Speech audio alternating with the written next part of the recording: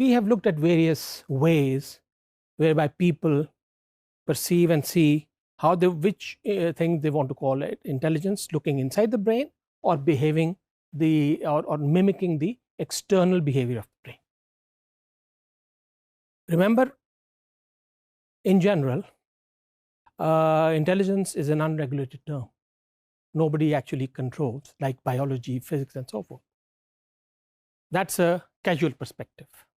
And of course, there are several topics underneath it. AI, in effect, actually is a scientific term, although the definitions, they don't converge to a single one, but the term AI in the domain that we're talking about is a scientific term. There's something called the AI effect. And if you remember, we may have said this before, that things that are not being performed by the computers today, when they begin to do it, they will become intelligent. Until that happens, okay, the definition of AI is here, and tomorrow as we move along, the behavior of machines will become more and more intelligent, so to speak. So this is that effect. That remember that definition also, that where the machines haven't reached there yet, okay, and then they move on from there, the effect is that you have created an intelligent machine.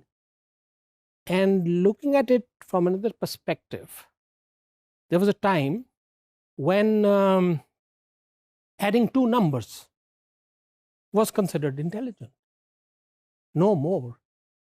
Now, the machines have actually conquered the human mind when it plays chess, which at a certain point in time in history was considered almost impossible.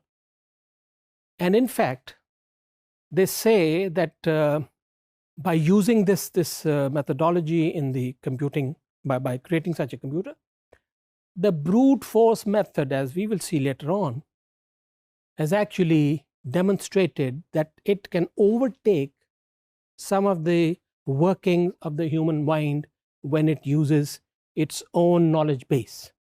But we'll see that when it comes. But remember the thing, some things which are not being done by computers today, if they do it tomorrow, we say, all right, no, let's move on.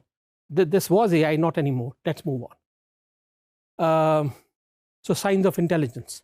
And of course, once again, example of this, Deep Blue, it actually beat Garry Kasparov many years ago. A great case study in this. In human beings, a person could have the fastest and the most intelligent mind. But if it does not demonstrate what we commonly think as intelligence, the general public in general, the community, may not accept it or recognize it as something meaningful intelligence or artificial intelligence. I hope this was interesting. We'll see you next time.